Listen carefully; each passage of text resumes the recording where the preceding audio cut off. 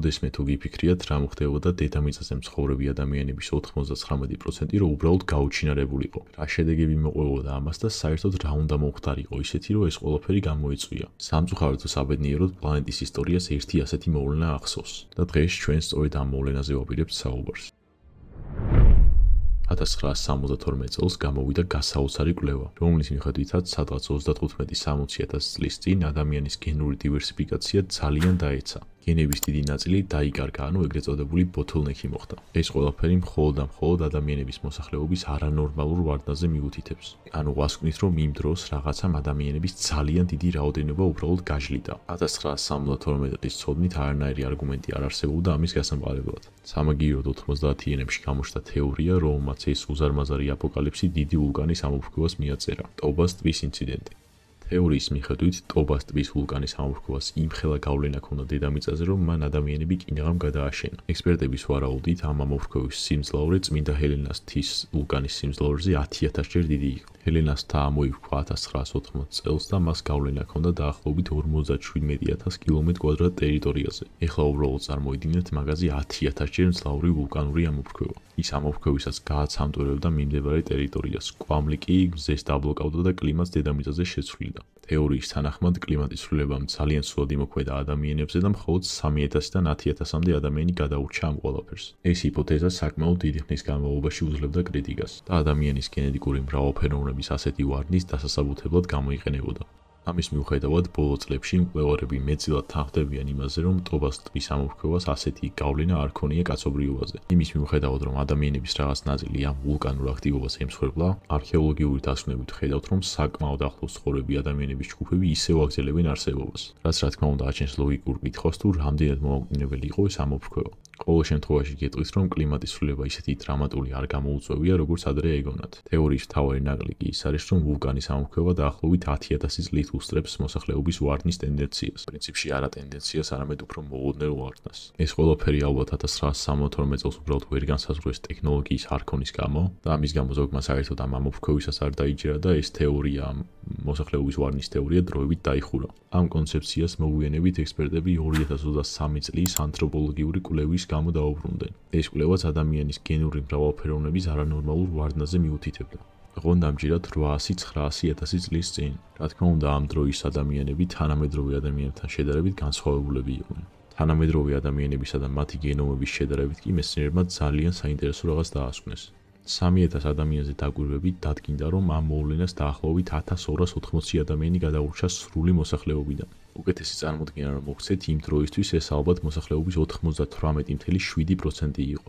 დღევანდელი ექვივალენტი დაახლოებით იგივეა, რომ ეხა მეტეორი ჩამოვარდეს და 7.9 მილიარდი ადამიანი უბრალოდ შეიწიროს. ამ ერთმა მოვლენამ 900,000 წლის წინ ადამიანები გადაშენების საფრთხის ქვეშ დააყენა. მათი პოვნა იმ პერიოდში საკმაოდ რთული იქნებოდა.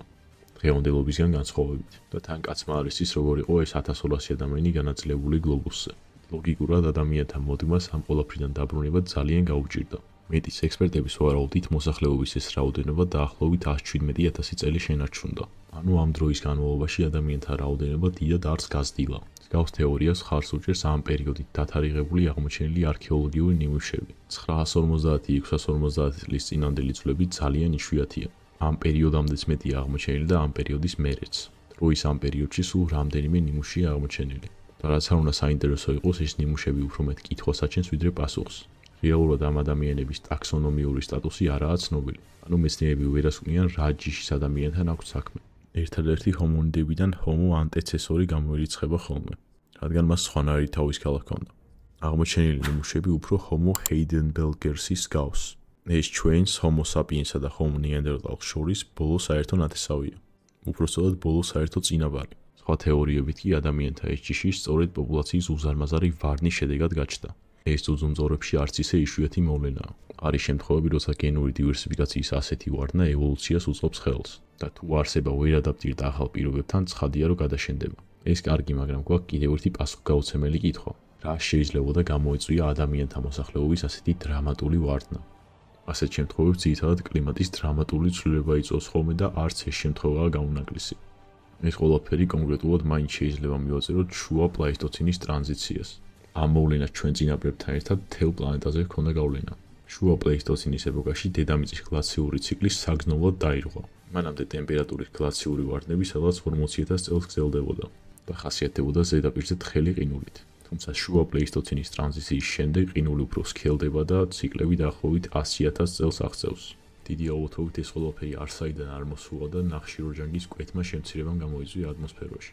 ეს დაახლოებით მოხდა 700,000 1,5 წლის წინ. იმის მიუხედავად, რომ მოსახლეობის ამ ვარდნას ზოგჯერ ერთ დიდ მოვლენად მიიჩნევენ, ის რეალურად რამდენიმე პატარ-პატარა მოვლენად იყოფა და მათგან ერთ-ერთი ეგრეთ წოდებული 0,9 MA-ია. ეს არის შუა პლეისტოცენური ტრანზიციის პერიოდი, რომელმაც მეცნიერების აზრით ყველაზე მეტი ადამიანი ამოწყვიტა.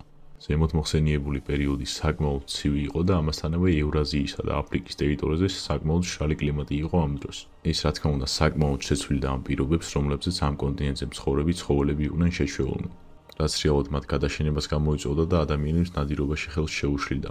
იზოტოპური კვლევების მიხედვით ამ პერიოდში ონგულადებსაც მოუწიათ დიეტის ძალიან სწრაფად შესვლა. ამიტომ ადამიანთა რასა არ იყო ერთადერთი, რომელსაც გავსი რაღაცის გავლა მოუწია. მაგრამ ამ დროის ადამიანებისთვის გამყინვარებაში გადარჩენასთან დაკავშირებით ყველაზე პრობლემური მაინც ცეცხლის არქონა იყო. იმის მტკიცებულება, რომ ამ დროის მონაკვეთში ადამიანები განზრახ ანთებდნენ ცეცხლს ძალიან ცოტაა. ანუ შეიძლება ტექნოლოგიურად იმდენად განვითარებულები მაშინ არ ყოფილიყვნენ, რომ ცეცხლის გაჩენა და შენარჩუნება შეძლებოდათ. სწორედ განზრახ ცეცხლის გაჩენის ტექნოლოგია ითვლება მოbrunების წერტილად ამ კრიზისში. ადამიანის მიერ ცეცხლის მოთვინიერებიდან მალევე მოსახლეობა საგრძნობლად გაიზარდა. იმის მიუხედავად, რომ დიდი ხნის განმავლობაში სტატიკურად ცოტა იყო. შედარებისთვის გეტყვით, რომ დაახლოებით 830,000 წლის წინ ადამიანთა მოსახლეობა 2,000%-ით გაიზარდა. ზოგი მკვლევარი ამ ყველაფერს მარტო ცეცხლსაც არ აბრალებს. და უდიდესი ალბათობით იარაღისა და სამოსის ტექნოლოგიასაც დიდი გავლენა ჰქონდა როგორც მასობრივ გადაშენებაში, ისევე აღდგენაშიც. იმის მიუხედავად, რომ კლიმატის ცვლილებას არც ადამიანები დაუნდია, ზოგი ცხოველი ბევრად უფრო უიღბლო აღმოჩნდა ამ სიტუაციაში. მაგალითად, გადაშენდა რამდენიმე ჯიშის პუმა, მეგანტერიონი და ქსენოციონი. რეალურად არც ოკეანეში იყო კარგად საქმე. როგორც ჩანს, გამყინვარებას 100-ზე მეტი წყალქვეშა ჯიში შეეწირა. როგორც ალბათ უკვე მივხვდით, ეს თეორია ჯერ კიდევ ჩამოყალიბების პროცესშია, შესაბამისად საკმაოდ ბევრი დავა გამოიწვია. არსებობს საზოგადოების ნაწილი, რომელიც ფიქრობს, რომ ეს გადაშენება საერთოდ არ მოხდარა. სხვა მოსაზრებები ამ ყველაფერს არა კლიმატს, არამედ რაიმე გენეტიკურ მუტაციას უკავშირებენ. ეს მოსაზრება თეორიულ დონეზე არ უნდა გამოირიცხოს, თუმცა უნდა გავითვალისწინოთ, რომ მუტაცია ადამიანის რომელიმე ჯიშს მოგვიანებით დიდ უპირატესობებს მისცემდა. იმავე მეცნიერებმა, რომლებიც 2023 წელს ამ ყველაფერს იკვლევდნენ, დააკონკრეტეს, რომ უფრო მეტი კვლევა იყო საჭირო. იმისთვის, რომ კარგად განეყარებინა მოსახლეობის კოლაფსის თეორია.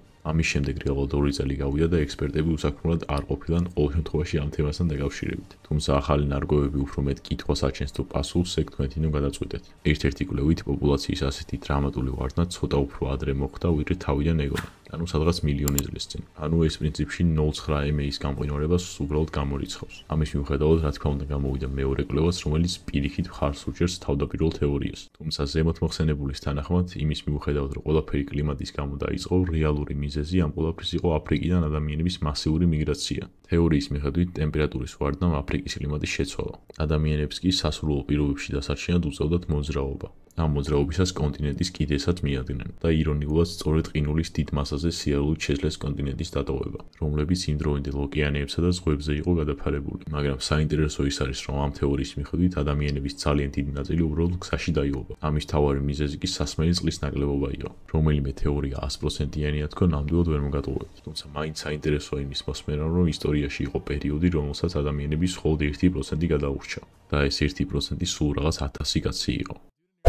ახლა კი დროა გავცეთ პასუხი ჩვენ პირველ ქისაჩით შემოსულ კითხვას. პირველ რიგში მადლობა დახმარებისთვის, სამწუხაროდ სახელი არ მიაწერეთ და ეგეთი რაღაცა კითხვა არ მაქვსო, უბრალოდ ნეანდერტალელების ვიდეო თუ ნახეო ვიღაცისო, მეგონი შენ დაგაგუპირავ. პირველ რიგში მადლობა და კი ვნახე კლიპები მაგის TikTok-ზე, ვიდეო მთლიანად არ მინახავს და წააგავს, იმიტომ რომ ერთი და იგივე ინფორმაცია, თუმცა ისე AI-ია და არ ამგონია რომ მე ვყავდი დაკოპირებული და თუ ვყავარ დაკოპირებული და ხალხს მისი კონტენტი უფრო მოსწონს, ეგეც არ არის პრობლემა, იდეაში მაშინ სწორად დავუკოპირები ვარ. გეგმებს რაც შეეხება ამ ვიდეოს მერე უფრო ჩვენ ცხოველების თემატიკას უნდა დავუბრუნდე. იმის მიუხედავად რომ მართლა ძალიან ბევრ რაღაცას ვარ შეჯიდებული, ხა მივხვდი რომ ეს არხი ჩემი ნაწილი გახდა ასე თუ ისე და აუცილებლად უნდა გავაგრძელო ვიდეოების დადება. ერთ ცოტა არხს გამოვაცოცხლებ და მე ალბათ Q&A და რაღაცეებიც იქნება, ნახოთ. მომავალ შეხვედრამდე.